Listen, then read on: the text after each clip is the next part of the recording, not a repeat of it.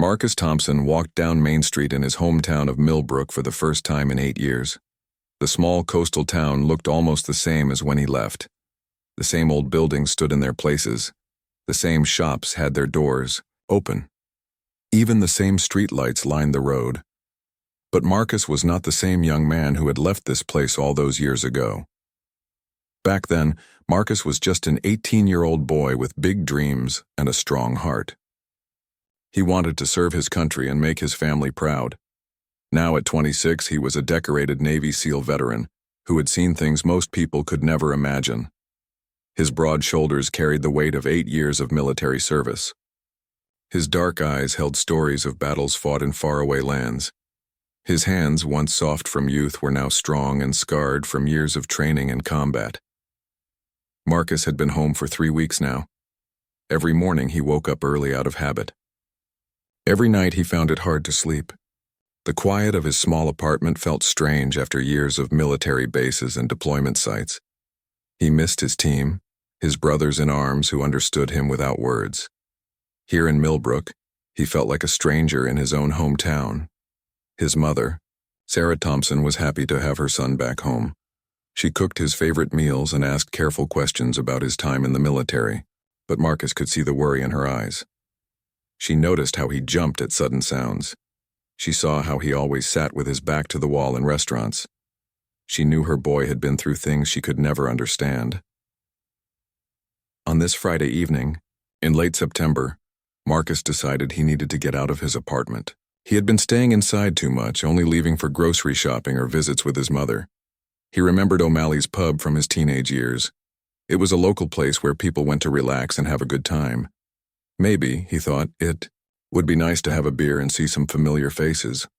Marcus put on his favorite jeans and a plain blue t-shirt. He looked at himself in the mirror and saw a man who had served his country with honor. He had earned medals for bravery.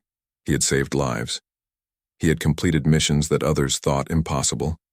But tonight, he just wanted to be a regular guy having a drink in his hometown. The walk to O'Malley's pub took 15 minutes. Marcus enjoyed the cool evening air and the familiar sights of his neighborhood. Children played in their front yards while their parents watched from porches. Dogs barked friendly greetings as he passed. For a moment, Marcus felt like maybe he could find peace in this quiet town.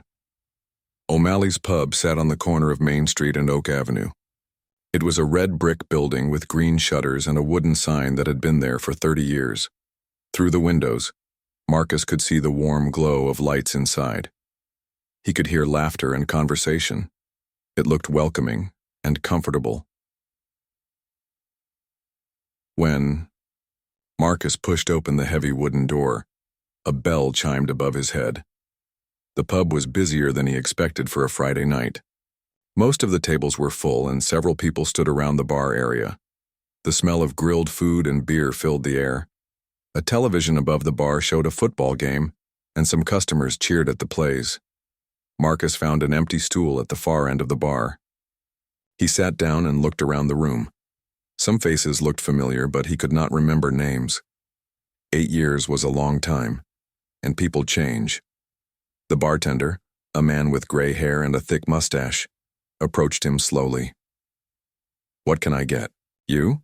the bartender asked. His voice was not friendly, but not unfriendly either. "Just business. I'll have a beer, please." "Whatever you have on tap is fine," Marcus replied with a smile.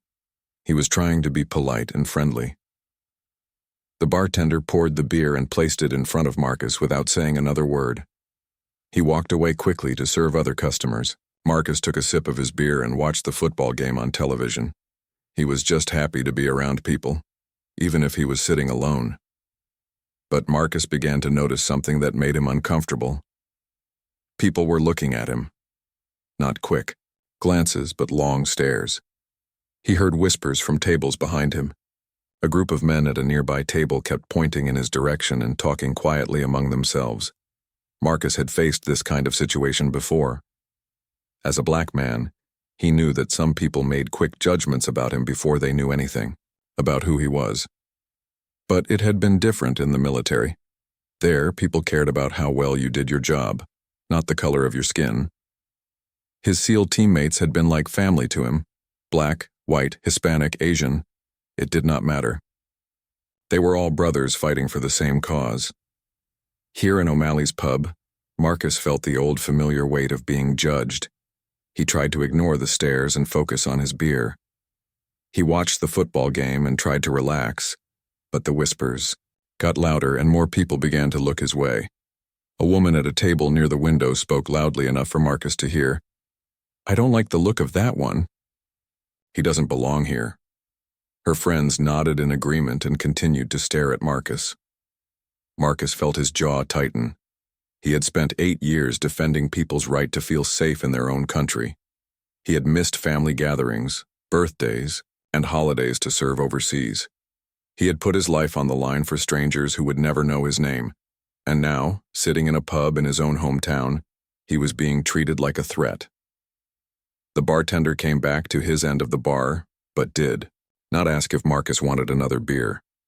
Instead, he cleaned glasses and avoided eye contact. Marcus could feel the tension in the room growing thicker with each passing minute. More customers entered the pub, and Marcus noticed that several of them looked like they were not from Millbrook. They were louder than the locals and seemed to be celebrating something. One of them, a large man with a red face, looked directly at Marcus and said something to his friends that made them laugh. Marcus could not hear the words, but he could guess what kind of comments they were making. Marcus finished his beer slowly.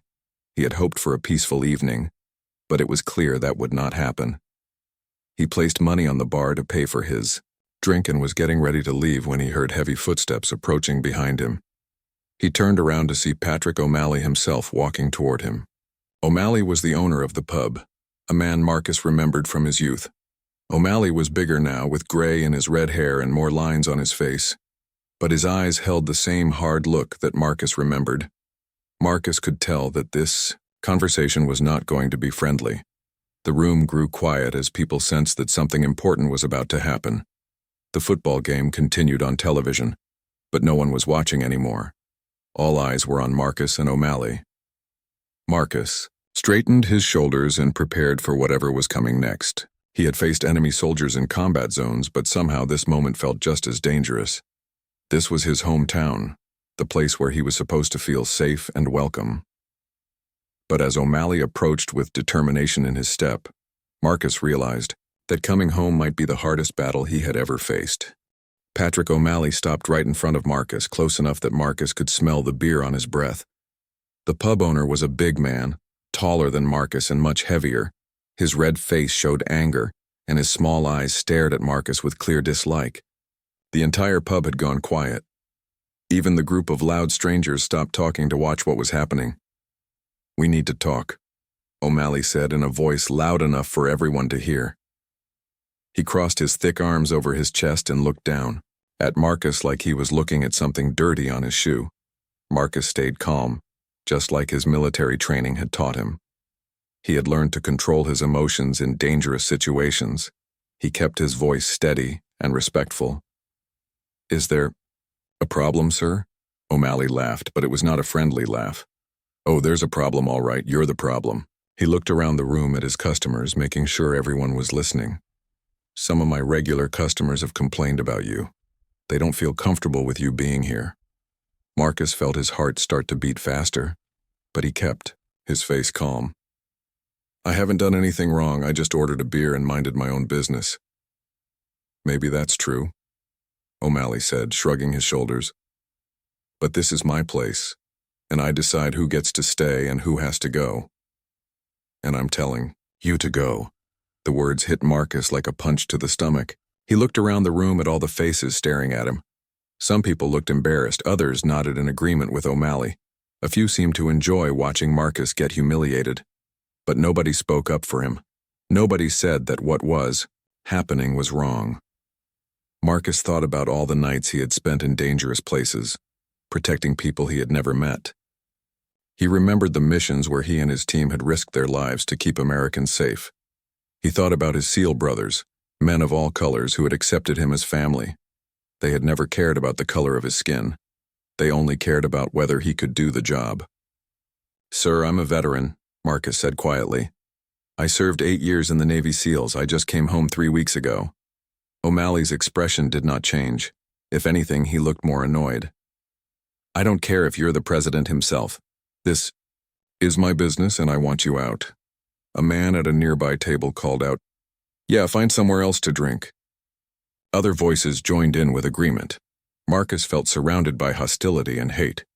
These were supposed to be his neighbors, people from his own community, but they were treating him like an enemy. Marcus reached into his wallet to pay for his beer, but O'Malley shook his head. "I don't want your money. I just want you gone." The rejection of his money felt like another slap in the face. Marcus had been willing to pay like any other customer, but O'Malley would not even accept that. Much respect from him. He put his wallet back in his pocket and stood up from his bar stool. "This isn't right," Marcus said, looking directly at O'Malley. "I haven't done anything wrong." O'Malley stepped closer, trying to intimidate Marcus with his size. "Listen here, boy," he said, using a word that made Marcus's blood run cold. "I've been running this place for 20 years and I know what kind of customers I want. Your kind brings trouble. You make good people nervous." Marcus felt anger rising in his chest, but he pushed it down. His SEAL training had taught him discipline and control. He had learned to think clearly even when people were shooting at him. He would not let this ignorant man make him lose his temper. "My kind?" Marcus asked quietly. "What kind is that?" O'Malley smiled, and it was an ugly smile. "You know exactly what I mean. This is a respectable place for respectable people. We don't need any trouble here." A young woman sitting with her boyfriend near the bar looked uncomfortable. She whispered to her boyfriend, "This doesn't seem right. He wasn't causing any trouble." But her boyfriend shushed her and told her to mind her own business. An older man at the bar, someone who looked like he might be a veteran himself, watched the scene with sad eyes. He opened his mouth like he wanted to say something, but then looked away and took a long drink from his beer. Marcus realized that nobody was going to help him. These people were going to let him be humiliated and thrown out, and they were going to pretend it was normal. He thought about his mother, who had raised him to be proud of who he was. He thought about his fallen teammates, good men who had died fighting for the freedom of people like O'Malley. "I understand," Marcus said finally. He kept his voice calm and dignified. "I'll leave." O'Malley nodded with satisfaction. "Good. And don't come back. Find somewhere more suitable for your kind." Those words echoed in Marcus's head as he walked toward the door. More suitable for your kind. As if he did not belong in his own hometown. As if his service to his country meant nothing. As if the color of his skin was more important than the content of his character. The walk to the door felt like the longest walk of Marcus's life. Every step was heavy. Every face he passed seemed to mock him. Some people looked away in shame, but nobody spoke up. Nobody said that what was happening was wrong. When Marcus reached the door, he stopped and turned around one last time. He looked at O'Malley, who was watching him with triumph in his eyes. He looked at all the customers who had sat silent while he was humiliated. He wanted to say something, to make them understand what they had done. But what was the point? "I fought for all of you," Marcus said quietly.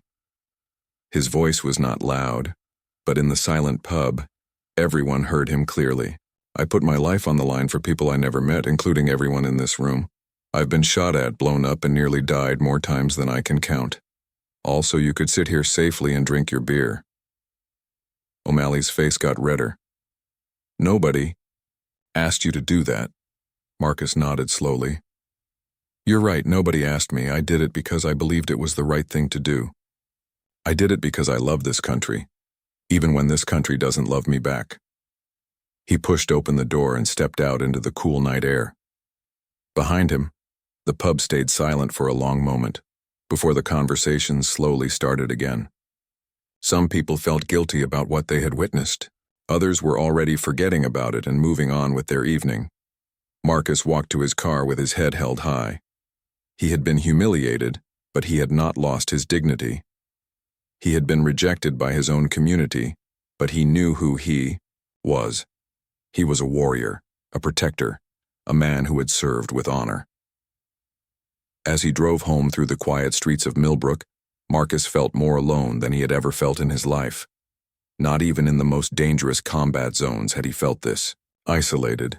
At least there he had his brothers beside him. Here he had nobody.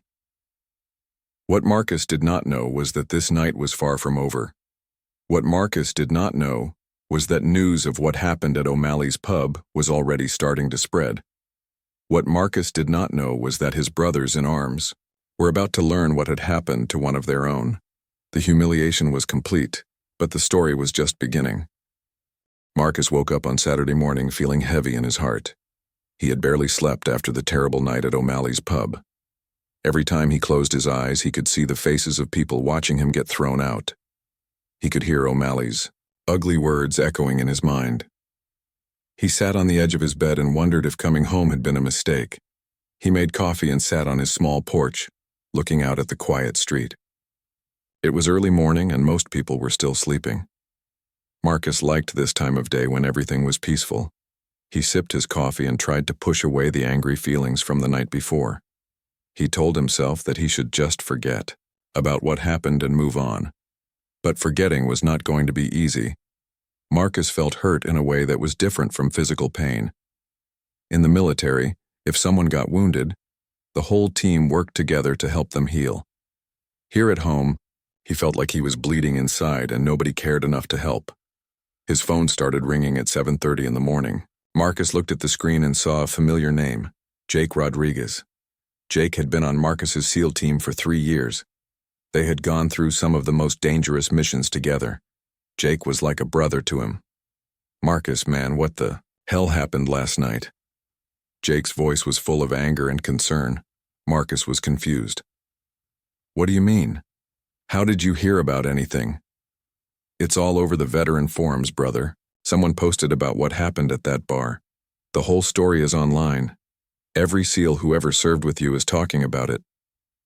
Marcus felt his stomach drop. He had hoped that the embarrassing night would just fade away. Now he learned that people all over the country knew about his humiliation. Jake, it's not that big of a deal. I just want to forget about it. Not that big of a deal? Jake's voice got louder. Marcus, they threw you out of a bar because of the color of your skin. After everything you've done for this country, that's a very big deal, brother. Before Marcus could answer, his phone started beeping with more calls. He had messages from Tony Chen, another teammate from his old unit. Then Derek Washington called, followed by Miguel Santos. Each one of them had heard the story and wanted to make sure Marcus was okay. Marcus had not realized how fast news could travel through military networks. SEALs stayed in touch with each other long after they left active duty. They used private online groups to share information and support each other. When something happened to one of them, the whole community knew about it quickly. Tony Chen was the most angry of all his friends. Marcus, this is not acceptable. You don't treat a Navy SEAL like that. You don't treat any veteran like that. But especially not someone who has done what you've done. Marcus tried to calm his friends down. Guys, I appreciate you caring, but I don't want to make this bigger than it is. I just want to move on with my life. Move on?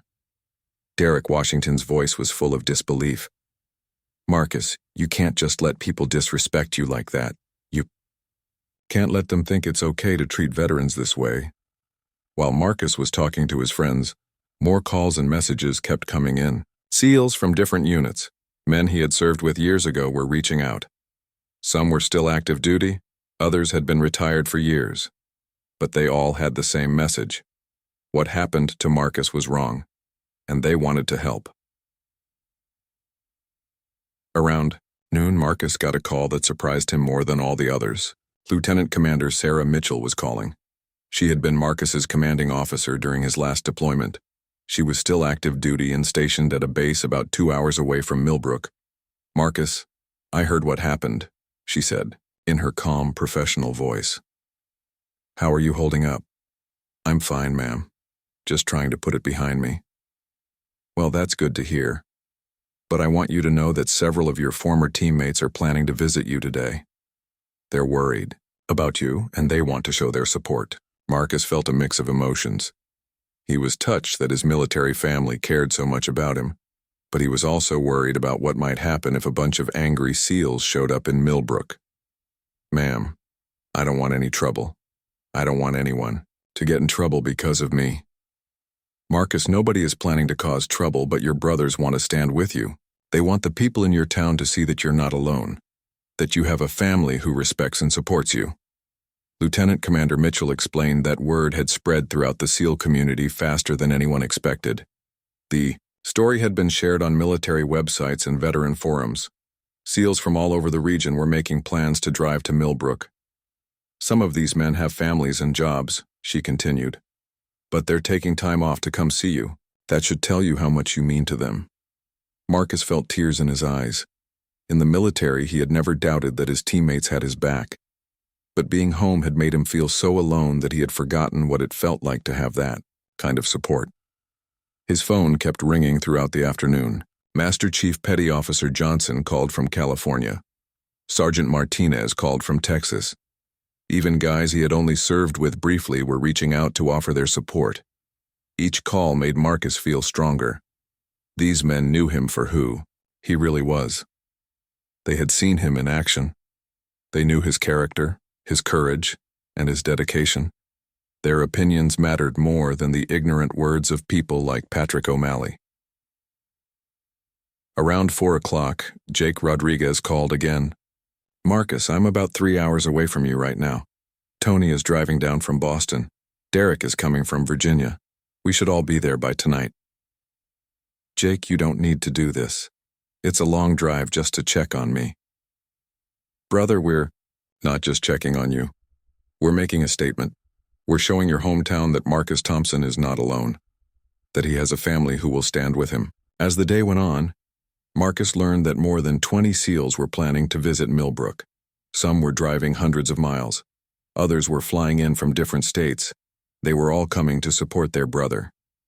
Marcus felt overwhelmed by the love and loyalty of his military family. These men had busy lives, jobs, and families of their own, but they were dropping everything to stand with him in his time of need. By evening, Marcus was no longer the lonely, humiliated man who had woken up that morning. He was a SEAL again, surrounded by brothers who would never let him face his battles alone. He did not know exactly what would happen when they all arrived in Millbrook, but he knew one thing for certain. He was about to be reminded of what true brotherhood really meant. The quiet town of Millbrook had no idea what was coming their way. Saturday evening came with an unusual feeling in the air around Millbrook. Throughout the day, people in the small town had noticed something different. More cars with out-of-state license plates were parked along Main Street. Strangers walked through town with a confident way of moving that locals did not recognize. These were not typical tourists or weekend visitors. Mrs. Henderson, who ran the flower shop across from O'Malley's pub, watched from her window as men in neat clothes walked past her store. They were all different ages and came from different backgrounds, but they all carried themselves the same way. They stood straight, walked with purpose, and had alert eyes that seemed to notice everything around them. Something's happening, she told her husband over dinner. I've never seen so many serious-looking men in our town at one time. At 6:30, Marcus got ready to leave his apartment. Jake Rodriguez and Tony Chen had arrived an hour earlier, and they were waiting for him in the living room. Marcus felt nervous, but also stronger than he had felt in weeks.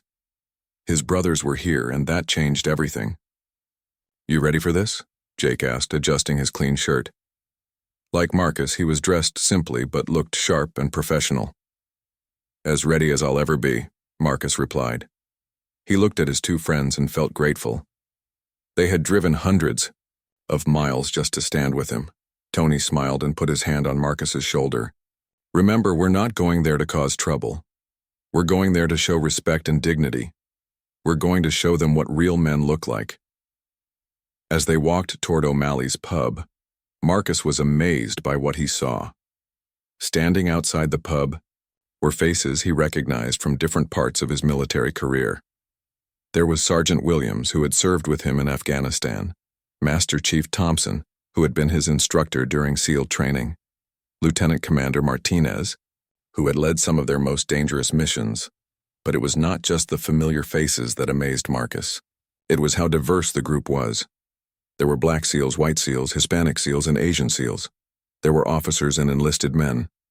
Some were still active duty, others had been retired for years. Some were young, others had gray in their hair. But they all had one thing in common. They were elite warriors who had earned their place among America's most respected military units. Derek Washington saw Marcus approaching and walked over with a big smile. "There's our brother," he said, giving Marcus a strong hug. "How are you feeling, man?" "Better now," Marcus said honestly. "I can't believe you all came here for me." "We came here for family," said Master Chief Thompson. "That's what SEALs do. We take care of our own." As the group of SEALs approached O'Malley's pub, people on the street stopped to watch. Some locals recognized Marcus from the night before and wondered what was happening. Others just stared at the impressive group of men walking with such confidence and purpose. The pub's parking lot was fuller than it had been in months, but these were not typical Saturday night customers. Cars with military base stickers sat next to pickup trucks with veteran license plates. A few motorcycles were parked in the corner, their owners clearly part of the gathering. When the SEALs entered O'Malley's pub, the change in atmosphere was immediate and obvious. The regular customers who were already inside felt the shift right away. Conversation stopped. People looked up from their drinks and food. The room became very quiet. Patrick O'Malley was behind the bar and Marcus could see the shock on his face. The night before, O'Malley had felt powerful and in control when he threw out one lone black man. Now he was facing more than 20 elite military warriors, and he looked very uncomfortable. Marcus and his closest teammates walked to the same area where he had sat the night before. They pulled together several tables and chairs, making room for the whole group. The SEALs sat down calmly and began looking at menus just like any other customers. But their presence spoke much louder than words. These were not college kids or regular townspeople that O'Malley could intimidate. These were serious men who had earned respect through years of dangerous service to their country. Every person in the pub could feel their strength and confidence. Jake Rodriguez was the first to call out to the bartender.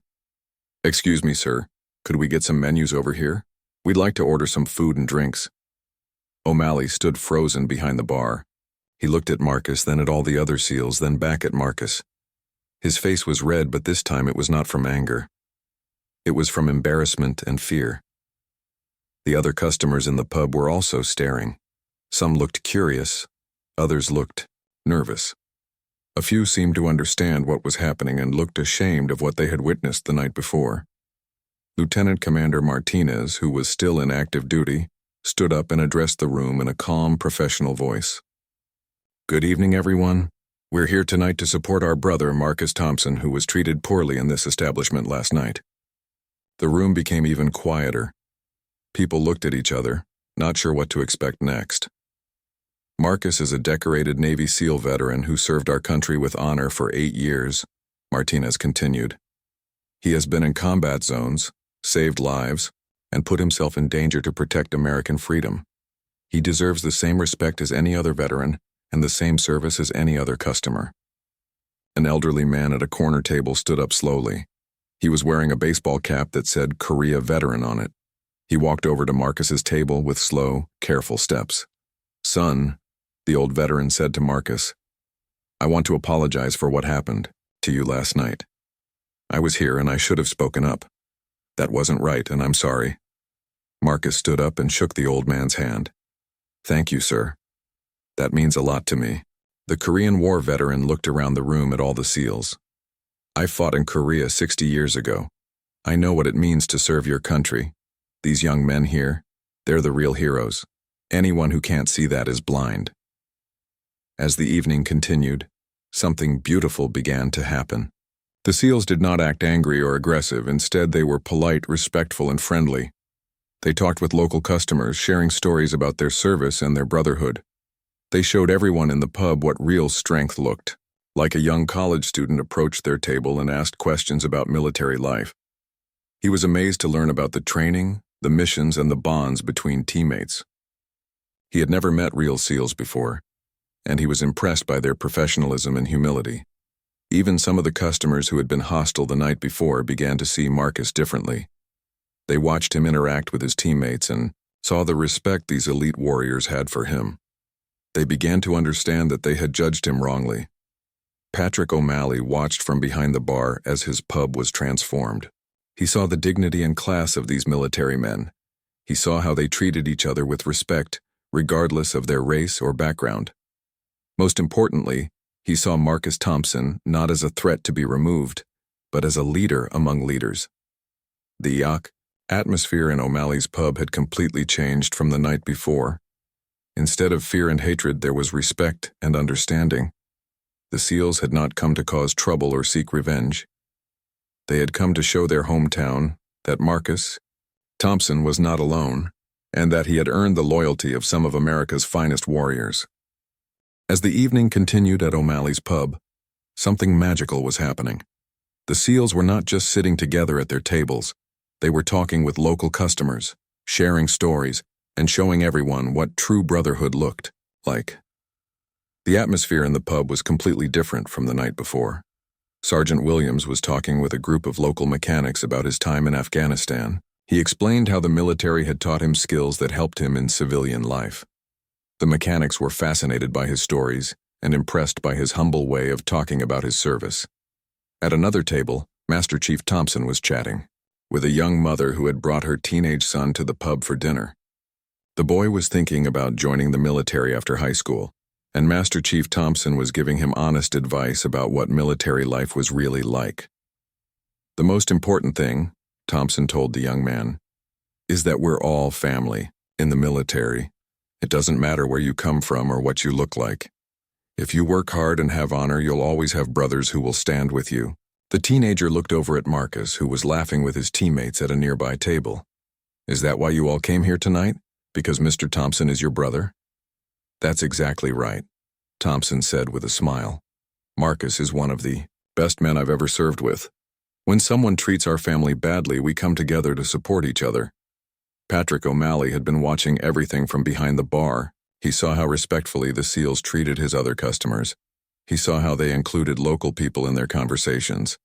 He watched Marcus laughing and telling stories with his teammates, and he began to see a completely different man than the one he had thrown out the night before. O'Malley's wife Mary came out from the kitchen where she had been cooking.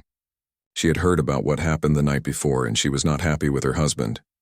Mary had always been more open-minded than Patrick, and she was embarrassed by his behavior. Patrick, she whispered to him behind the bar, look at these men. Look how respectful they are. Look how they're treating our customers. You made a terrible mistake last night. O'Malley nodded slowly. He was beginning to understand that himself. These were not troublemakers or dangerous people. These were heroes who had served their country with honor, and Marcus Thompson was clearly a man who had earned their complete respect and loyalty. Around 9 o'clock, a local reporter arrived at the pub. Word had spread throughout the region about what was happening in Millbrook. The reporter wanted to write a story about the gathering, but Lieutenant Commander Martinez politely declined to give interviews. We're not here for publicity, Martinez explained to the reporter. We're here for family. We're here to support our brother and to show this community who Marcus Thompson really is. But the reporter did speak with some of the local customers, and their opinions were very different from what they might have been the night before. I've lived in this town my whole life, said Bob Harrison, a local shop owner. I've never met men like these before. They're polite, respectful, and clearly very dedicated to each other. If they respect Marcus Thompson this much, then I was wrong about him. Mrs. Peterson, an elderly woman who had been at the pub the night before, approached Marcus's table with tears in her eyes. Young man, she said to Marcus, I owe you an apology. I was here last night and I didn't speak up when I should have. I'm ashamed of myself. Marcus stood up and took her hands gently. Ma'am, thank you for saying that. It takes courage to admit when we're wrong. I want you to know, Mrs. Peterson continued, that my late husband was a veteran. He served in Vietnam. He would be ashamed of how this town treated you last night. You deserve better from us. As Mrs. Peterson walked back to her table, many other customers began to look uncomfortable about their silence the night before. They were seeing Marcus through new eyes. and they didn't like what they had learned about themselves. Finally, around 10 o'clock, Patrick O'Malley took a deep breath and walked over to Marcus's table. The conversations in the pub became quieter as people noticed the bar owner approaching. This was the moment everyone had been waiting for. "Mr. Thompson," O'Malley said, his voice much quieter than it had been the night before. "Could I speak with you privately for a moment?" Marcus looked at his teammates, who nodded encouragingly. He followed O'Malley to a quiet corner of the pub where they could talk without everyone listening. "I owe you an apology," O'Malley began, and his voice was shaking slightly. "What I did last night was wrong. It was completely wrong, and I'm ashamed of myself." Marcus listened quietly, letting O'Malley continue. "I've been watching you tonight with your friends," O'Malley said. "I can see the respect they have for you. I can see what kind of man you are. I judged you based on ignorance and prejudice, and that's not the kind of man I want to be." O'Malley's eyes were getting watery. "My own father was a veteran. He served in World War II. He would be disgusted with what I did to you. You served your country, and I disrespected you in the worst possible way." Marcus could see that O'Malley's apology was sincere. The bar owner was truly sorry for what he had done, and Marcus appreciated that it took courage to admit such a big mistake. "Mr. O'Malley," Marcus said, "I accept your apology. We all make mistakes. What matters is that we learn from them and try to do better." O'Malley nodded gratefully, then looked toward the crowd of SEALs and local customers. Would you let me apologize to everyone, publicly?" Marcus was surprised by the request, but he agreed. They walked back to the center of the pub, and O'Malley asked for everyone's attention. "Ladies and gentlemen," O'Malley said in a loud, clear voice, "I have something important to say." The pub became completely silent. "Last night, I made a terrible mistake. I threw Marcus Thompson out of my pub because of prejudice and ignorance. I was wrong, and I'm deeply sorry." His voice was getting stronger as he continued. "Marcus Thompson is a decorated Navy SEAL veteran who served our country for 8 years. He has earned the respect and loyalty of some of America's finest warriors, as you can see here tonight. He deserves to be welcomed in this establishment and in this community." O'Malley looked directly at Marcus. "Mr. Thompson, your money is no good here tonight. Drinks are on the house for you and all your friends, and I want you to know that you will always be welcome at O'Malley's pub." The crowd began to applaud, slowly at first, then with more enthusiasm. The SEALs stood up and clapped for both Marcus and O'Malley. It took courage for the bar owner to admit his mistake so publicly, but O'Malley wasn't finished. "I'm also announcing a new policy for this establishment. O'Malley's pub will always be a place where veterans are honored and respected, regardless of anything else. We will never again allow prejudice or discrimination in this place." The applause grew even louder. Marcus felt a warmth in his chest that he hadn't felt since coming home. This was not just an apology. It was a real change.